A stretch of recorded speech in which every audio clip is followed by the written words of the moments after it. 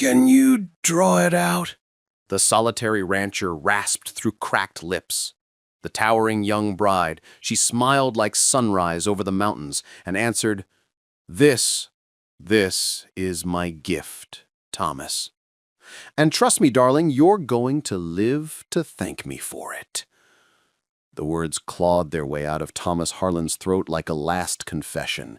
He stood swaying in the brutal Montana summer of 1891, 30 years old and certain these were his final minutes, staring at the woman who had stepped down from the stagecoach less than 20 minutes earlier. A mail-order bride he had never seen, never written more than 3 cold letters to, never dared dream might actually be flesh and blood. Elizabeth Grace Monroe. She dropped to her knees in the crimson dust without a second thought, her pale cream traveling dress already ruined, her simple straw bonnet dangling by its ribbons in the furnace wind. And she was looking at the 2 livid fang marks on his forearm like they were nothing more than a stubborn knot she intended to untie. The big prairie rattler had struck while he was alone, stringing new barbed wire along the dry creek bed. It had been fast, faster than sin, 2 burning holes just above the wrist. The arm was already swollen tight like a drum, purple-black veins spidering outward. The poison was a living flame racing for his heart. Nearest doctor was 3 hard days away in Billings, and no horse on earth could outrun what was inside him now. Thomas Harlan was a dead man walking.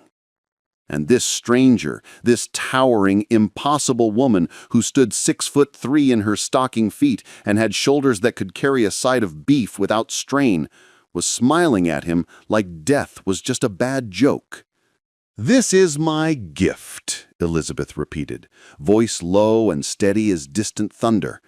"I was born for this moment, Thomas Harlan, and you're going to live." She took his trembling arm in both of her huge, gentle hands, hands that could snap a man's femur or cradle a newborn lamb with equal ease, and turned it palm up to the merciless sky.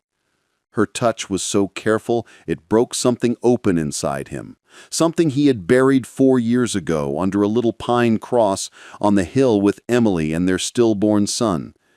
He wanted to yank away, wanted to stumble backward and die alone like he deserved. Because if this woman saved him, he would drown in debt to her. And Thomas Harlan had nothing left to pay with. Not money, not hope, certainly not the blackened cinder where his heart used to be. "Who in God's name are you?" he croaked, sweat stinging his eyes as the fire climbed past his elbow. Elizabeth looked up, really looked. Her storm-gray eyes locked on his and held, steady as anchor chain. "I'm the only daughter of Colonel Dr. Jeremiah Monroe, U.S. Army. I grew up in tents and adobe hospitals from Fort Abraham Lincoln to Fort Elliott. I've pulled arrows out of Cheyenne warriors, sewn up buffalo hunters gut shot by their own rifles, delivered babies in blizzards, and drawn more rattlesnake venom than most men have drunk whiskey. If it can kill, Mr. Harlan, I was taught how to kill it first." She paused, and the smile faded into something raw and aching. "Back east, they called me the Amazon Freak.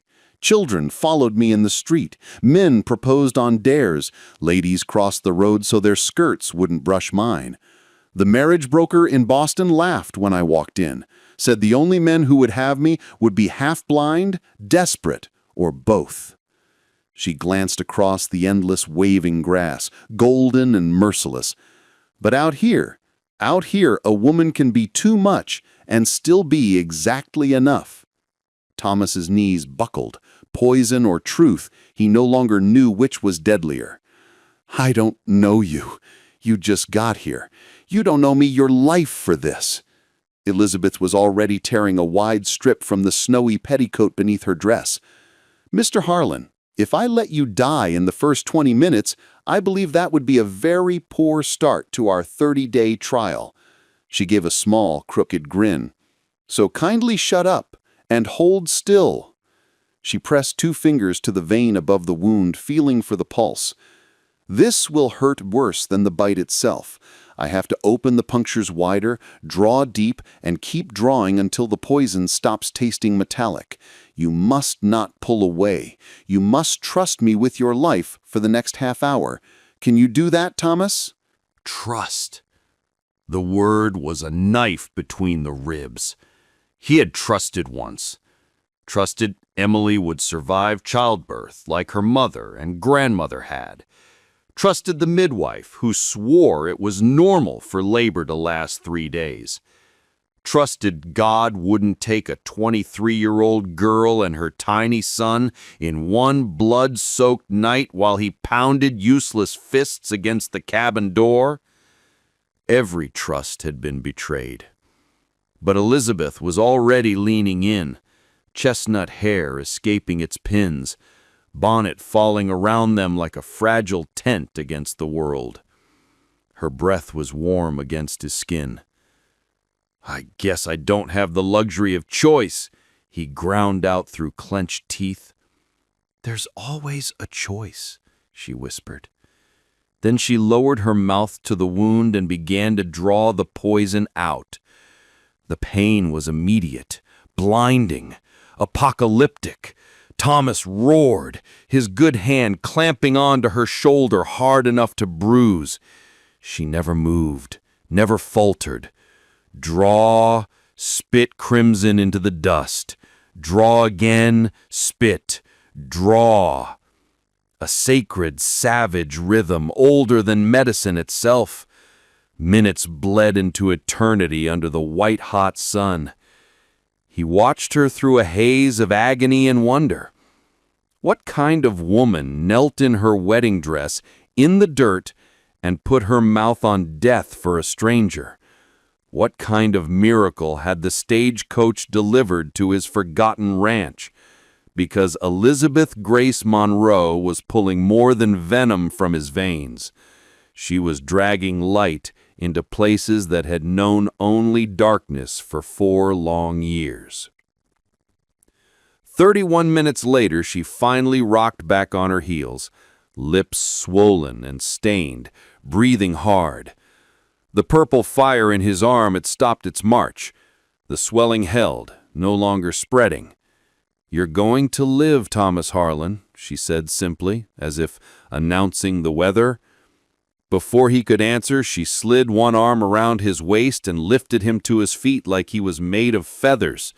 He, a grown man who could rope and throw a steer, felt weightless, cared for, almost childlike. It should have galled him. Instead, it felt like coming home. She half carried him to the shaded porch, disappeared inside the cabin, and returned with cool well water, clean rags, and a brown bottle of carbolic acid she must have found in under 10 seconds. "Drink." He drank. The water tasted like salvation. She knelt again, always kneeling, always trying to fold her too much body into something smaller, and began cleaning and binding the wound with the steady hands of a battlefield surgeon. "You saved my life," he said, voice rough. "I know," she replied matter-of-factly, eyes on her work. "That big bay stallion in the corral, Lightning, I saved him too. Last Tuesday, while you were riding the North Range." His head snapped up. What, when?" She said. "I heard him screaming from the barn. Ran out, saw the bite high on his shoulder. Fresh. Did what needed doing. Didn't seem worth bothering you over. He's your bloodline, your future." Thomas felt the earth tilt beneath him. This woman had been here 8 full days. 8 days of silent meals across the table from a man who barely grunted good morning. 8 days of mending fences beside him from dawn to dusk without complaint.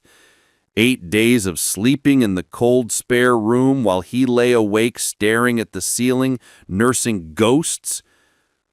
He had built walls so thick he never noticed she had been quietly, competently saving everything he had left. He asked, "Why didn't you tell me?" Elizabeth tucked the final knot in the bandage and finally met his eyes. Because you weren't ready to see me yet, Thomas. You were looking straight at me every day and seeing Emily instead. The little cross under the cottonwood. Fresh flowers every evening at sunset. I watch from the kitchen window while I scrub your pots. His breath left him in a rush. She continued softly, I'm not her. I know that. I'm too tall, too loud, too strong. I take up too much space in every room and most men's nightmares. The agency in Boston said only a desperate man would have me, so I know what this is. Practical. Survival. You need hands that can work. I need a place where my size isn't a daily shame. That's the bargain. He surged to his feet, pacing the porch like a caged thing. You think I sent for a wife because I needed a ranch hand in skirts? His voice rose, raw and ragged. I sent for you because the silence in that house is a slow murder. Because every night I stand at Emily's grave and beg her forgiveness for drawing breath when she can't. Because loneliness has been eating me alive from the inside for 4 years and I'm too coward to put the pistol in my mouth. He stopped, chest heaving, tears cutting tracks through the dust on his face. But then you walk in here, filling every corner with light and strength and life, and it hurts worse than any snake bite, Elizabeth. Because you make me remember what it feels like to want tomorrow, and I don't know how to live with that. I don't know how to owe you my life when I have nothing left to give. The wind rattled the cottonwoods. A red-tailed hawk screamed overhead. Elizabeth rose slowly to her full height, 6'3" of solid, breathtaking woman, and looked down at him with tears shining like diamonds. You don't owe me a thing, Thomas Harland. I didn't draw that poison because I wanted payment. I did it because letting a man die when I can stop it would murder something inside me. That's not about you. That's about who I am. She stepped closer, close enough that he had to tilt his head back. But if you want to know what I dream of at night, I dream of someone looking at me and seeing Elizabeth. Not the giant, not the workhorse, not the convenient answer to loneliness, just Elizabeth, who can pull poison, birth foals, mend roofs in a thunderstorm, and still cry when the sky turns gold, because beauty hurts. I want to matter because I breathe, not because of what my hands can do. Tears, his first in 4 years, spilled hot down his cheeks. I see you, he whispered, voice breaking. God help me, Elizabeth Grace Monroe, I see you, and it terrifies me down to my boots. Her smile was small, sad, radiant. Good, because you terrify me too. She reached down, he reached up. Their hands met, his rough and scarred in her large, calloused palm, and locked like they had been carved for each other. Hey, beautiful souls, if this story is already wrecking you in the best way, pause right here, hit that like button, smash subscribe, and turn on the bell so you never miss another one. And please, drop a comment and tell me where in the world you're watching from tonight. Are you in Texas, Australia, the UK? Let me know. And click that hype button. Let's send this love viral. Distant thunder of hooves rolled across the prairie. A sleek black carriage crested the ridge, kicking up a rooster tail of dust, coming fast. Thomas's stomach dropped like stone. My mother-in-law, he muttered. Mrs. Eleanor Whitcomb. Elizabeth's grip tightened once, then released. The one who believes any new wife is dancing on Emily's grave? Storekeeper talks too much. She shrugged, but her eyes were steel. Eleanor Whitcomb stepped down from the carriage in a rustle of bombazine morning silk she had worn every day for 4 years. Silver hair scraped back so tight, her face looked permanently astonished. At 57, she had buried her only child and declared war on joy itself. Her gaze swept the porch, Thomas with his bandaged arm, then upward and upward to Elizabeth. "Good heavens," she breathed, loud enough to carry across 3 counties. Elizabeth did not flinch. She stood tall and straight in her ruined dress, chin high, meeting the older woman's stare with quiet iron. "Eleanor," Thomas said evenly, "anything you came to say can be said in front of Elizabeth." "She is not your wife," Eleanor snapped. "You have 22 days left to come into your senses. My attorney is in the carriage. We can end this farce today and find you someone suitable, someone delicate, proper, someone who honors my daughter's memory instead of mocking it with this." The venom in the words would have killed a lesser woman. Elizabeth absorbed it like rain on rawhide. "Eleanor," she said gently, voice cutting clean through the hate, "I am heartbroken for your loss, truly. Losing a child is a pain no mother should endure. I am not here to replace Emily. No one could."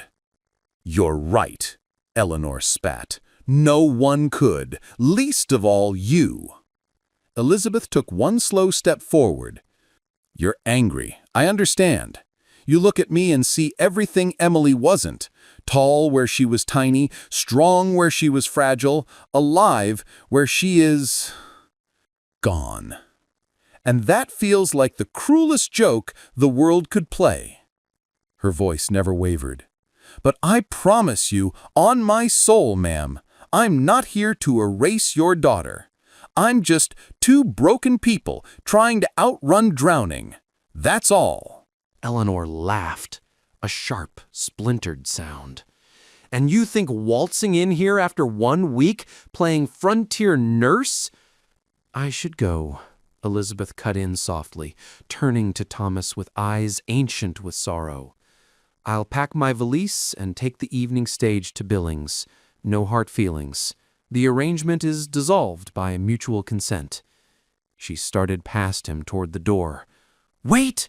The cry tore from Eleanor's throat, like it surprised even her.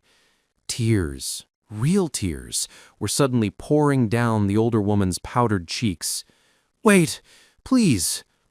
Eleanor was trembling. "I'm a bitter, venomous old woman. I know the things they say about me in town, that I've worn mourning so long I've forgotten how to live. And they're right. Emily was my sun, my moon, my everything. When she died, screaming in that bed, with her tiny baby already gone, something in me died too." She looked at Thomas with raw, bleeding grief. "I blamed you. I still do some nights. For bringing her out here, for getting her with child, for not saving her somehow. And watching you try to breathe again feels like losing her all over." Then she turned to Elizabeth, really seeing her for the first time. "You're kind," she choked. "I can see it plain as day. And I can see why he might—" She couldn't finish. Elizabeth crossed the porch in 3 long strides and pulled the sobbing woman into her arms. Eleanor Whitcomb, terror of 3 counties, collapsed against the giant bride's shoulder and wept like a child, while Elizabeth held her steady as an oak. Minutes stretched. The only sounds were broken sobs and the wind in the cottonwoods. Finally, Eleanor pulled back, handkerchief shredded, eyes red. "I may never be ready to watch you build a new life, but I refuse to lose what little I have left of my daughter because I'm too stubborn to let him live. Give it the full 30 days. I'll send the lawyer home." She paused at the steps, looked back. "Take care of that arm, Thomas Harlan. And whatever this is, whatever you two are starting, don't waste it. Emily would hate that most of all." The carriage rolled away, dust swirling like departing ghosts. Thomas and Elizabeth stood alone in the sudden quiet. "You didn't have to hold her while she tore you apart," he said quietly. Grief turns people into weapons, Elizabeth answered. I've seen it on too many battlefields. Kindness is the only disarmament that works. She turned to him, face streaked with tears and dust and glory. I meant it. I'll leave if you need me to, if I'm too much. Stay, he said, the word fierce as gunfire. Please God, Elizabeth, stay. She searched his face for a long, breathless moment. Then she nodded once. Their fingers intertwined, his scarred, hers strong, and held on like lifelines. Hey again, family. If you're bawling your eyes out right now, do me a solid. Smash that like, hit subscribe, ring the bell, and tell me in the comments where you're watching from. Are you curled up in Canada, sweating in South Africa, up late in Ireland? Let me hear it. And click that hype button hard. Let's get this story to every heart that needs it tonight. Pause. To breathe. 3 weeks later, the sky cracked open. Rain hammered the barn roof like 10,000 blessings, while Thomas and Elizabeth stood in the open doors, watching silver curtains sweep across the parched land. Lightning, fully recovered, nickered softly in his stall, glossy coat shining. Tomorrow made 30 days. Elizabeth spoke first, voice barely louder than the rain. Tomorrow the trial ends. We decide. Make it real, or I board the eastbound stage forever. Thomas stepped close enough to smell rain in her hair, soap on her skin, life itself. He took both her hands in his. Elizabeth Grace Monroe, somewhere between you saving my horse, saving my life, and holding my mother-in-law while she cried, I fell in love with you. I don't know the exact minute. Maybe it was the first time you laughed at my terrible coffee. Maybe when you sang hymns while branding calves. Maybe right now. He dropped to one knee in the mud, not caring that his pants were ruined. I love you, not because you're strong, though Lord knows you are. Not because you fit some picture, because you shatter every picture I ever had. I love you because when you walk into a room, the world gets bigger and brighter and possible again. Marry me. Not for 30 days, not for convenience, forever. Be my wife, my partner, my heart. Please. Elizabeth's tears mixed with the rain. I fell in love with you the moment you tried to die politely rather than owe me anything. She laughed through sobs. I love you so much it scares me every single day. Yes, 1,000 times yes. He stood. She bent down. They kissed while the earth drank deep and the heavens sang hallelujah in sheets of silver. Two shattered people, perfectly, beautifully mismatched, choosing each other anyway. The solitary rancher and his towering bride. Because love isn't about fitting neatly. It's about making space.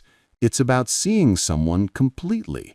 Flaws, fears, too muchness and all, and saying, yes, you. Always you. 6 months later, the preacher came out from town. Elizabeth wore wildflowers braided into her hair and a simple calico dress she had sewn herself. Thomas wore his one good suit and a smile that hadn't left his face in weeks. Eleanor Whitcomb sat in the front row, eyes shining suspiciously, clutching a handkerchief, but for once, not wearing black. When the preacher asked if anyone objected, the only sound was thunder, nickering approval from the corral. They said their vows under a Montana sky so blue it hurt to look at, and when Thomas kissed his bride, reaching up on tiptoe while she bent down laughing through happy tears, the ranch hands cheered, the dogs barked, and somewhere Emily's spirit smiled from beneath the cottonwood, finally at peace. Because love doesn't replace the ones we've lost. It makes room. It grows the heart bigger than grief ever could. And on the Broken Bow Ranch, love grew tall as a woman who had once been called too much, and finally, perfectly enough. If this double-length love story healed something in you tonight, if it made you believe in second chances again, do me the biggest favor. Hit that like button like you mean it. Subscribe and ring the bell. Drop a comment. Tell me where you're watching from and who you're sending this to. And smash that hype button until it begs for mercy. Because stories like this, they're proof that no heart is ever too broken to love again. See you beautiful people in the next one. Go hug someone you love, or reach out to someone you've been scared to love. The world needs more towering, impossible, perfect love stories. Until next time, Red Heart.